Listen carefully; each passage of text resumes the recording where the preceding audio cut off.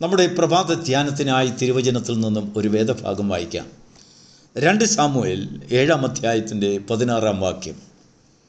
നിന്റെ ഗ്രഹവും നിന്റെ രാജ്യത്വവും എൻ്റെ മുൻപാകെ എന്നേക്കും സ്ഥിരമായിരിക്കും, നിന്റെ സിംഹാസനവും എന്നേക്കും ഉറച്ചിരിക്കും. Praise the Lord. ഈ വാഗ്ദത്തത്തിൽ ദൈവം 3 കാര്യം ദാവീദിനോട് വ്യത്യസ്തമായ ഒരു വാക്യത്തിൽ വ്യത്യസ്തമായ ആശയത്തിൽ സംസാരിക്കുന്നു.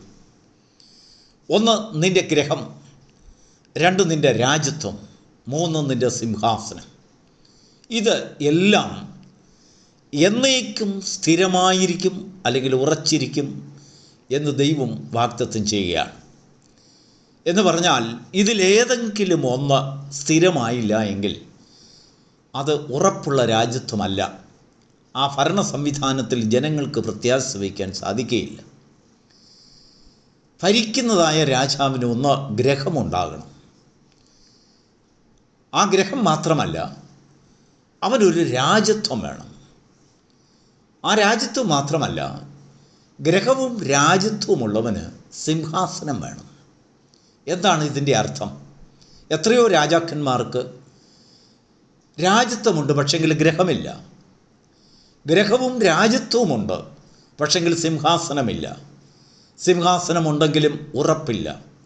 ഒരു ദിവസം സിംഹാസനത്തിലിരിക്കും, വേറൊരു ദിവസം മാറി കസേരയിലിരിക്കും. ഇങ്ങനെ സിംഹാസനത്തിലെ ഇരിപ്പ് സ്ഥിരമായി വരാതെ അസ്ഥിരതയുള്ളതായ ഭരണം.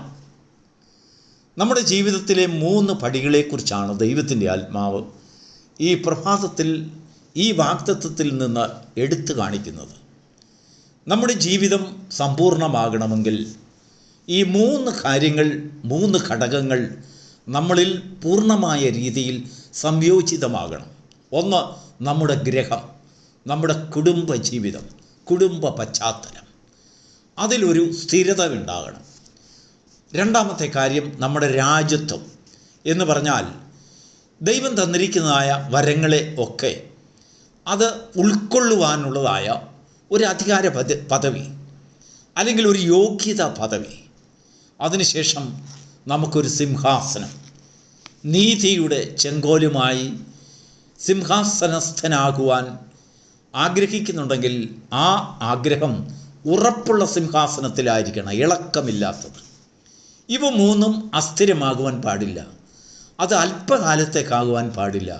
അത് സ്ഥിരമായി നിലനിൽക്കുന്നതായിരിക്കണം. എപ്പോൾ വരെ? തലമുറ വരെ.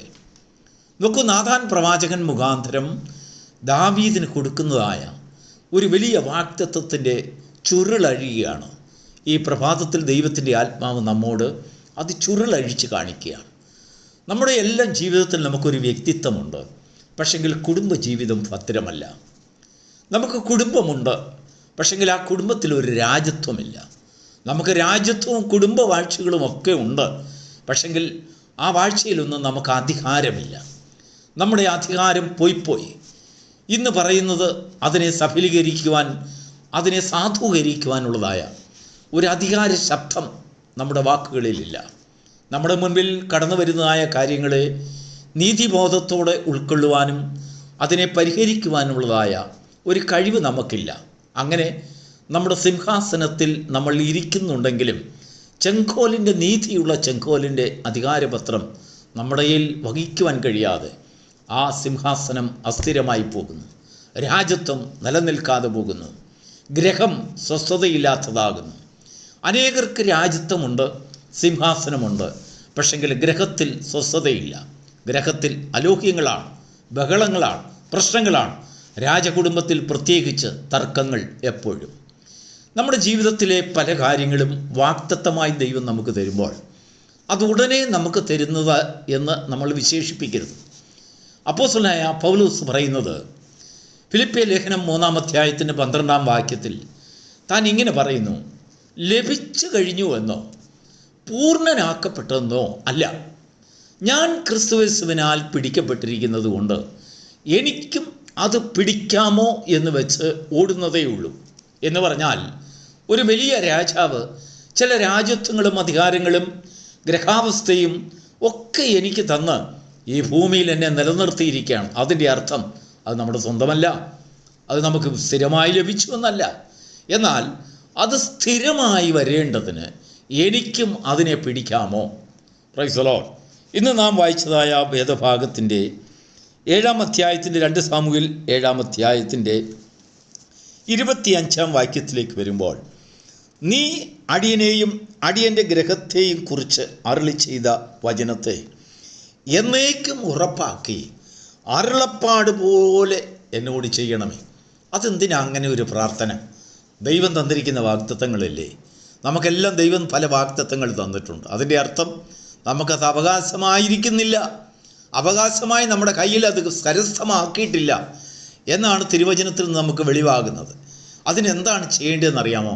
ഒരു പ്രാർത്ഥനയുടെ സ്വരം നമ്മുടെ ഭവനത്തിൽ നിന്ന് ഉയരണം. എന്തിനാ?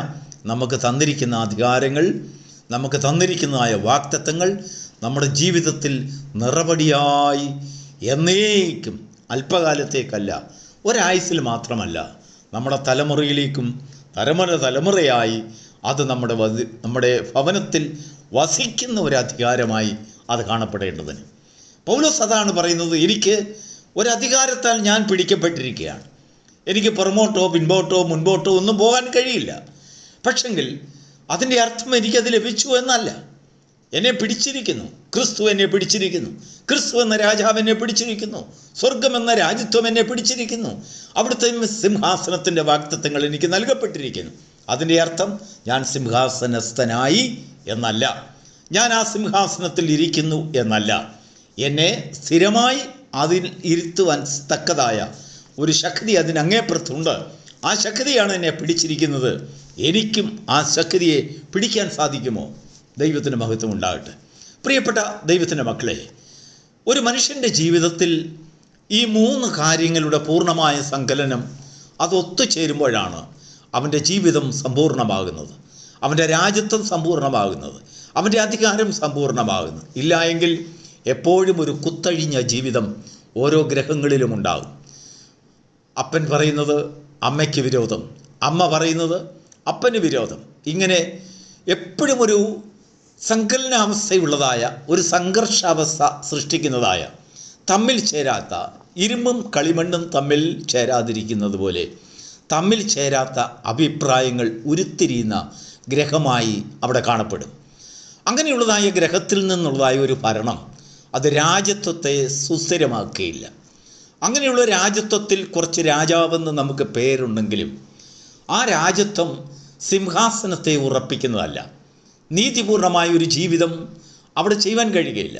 കാര്യങ്ങളുടെ നിർവഹണത്തെ, ഭരണത്തെ, നമ്മുടെ വിശ്വാസ ജീവിതത്തിൽ നാം അഭിമുഖീകരിക്കുന്ന പ്രശ്നത്തെ നീതിപൂർണമായ ഒരു മനോബോധത്തോടുകൂടെ അത് കാണുവാനും അതിൽ ദൃഷ്ടി വയ്ക്കുവാനും നമുക്ക് സാധിക്കാതെ എപ്പോഴും നമ്മൾ പക്ഷപാതികളായി ഒരു മനുഷ്യൻ്റെ അല്ലെങ്കിൽ ഒരു കുഞ്ഞിൻ്റെ അല്ലെങ്കിൽ ഒരാളിൻ്റെ പക്ഷത്തെ ചേർന്നും കൊണ്ട് സംസാരിക്കുന്ന വാക്കുകൾ ഒരു രാജാവിനെ സംബന്ധിച്ചിടത്തോളം അത് തീർച്ചയായിട്ടും അത് പാടില്ല. നീതി എവിടെ നിൽക്കുന്നുവോ ആ നീതിക്ക് വേണ്ടി ആ നീതി നടപ്പാക്കുന്നതിനാണ് ഒരു രാജ്യത്വം ദൈവം സൃഷ്ടിക്കുന്നത്. ദാവീദിനോട് ദൈവം പറയുകയാണ്, അല്ലയോ ദാവീദേ, നീ വളരെ നാളുകളായി പ്രാർത്ഥിക്കുകയും ആഗ്രഹിക്കുകയും ചിന്തിക്കുകയും ഒക്കെ ചെയ്യുന്ന ഒരു കാര്യമാണ് നിനക്കൊരു ഗ്രഹം വേണം.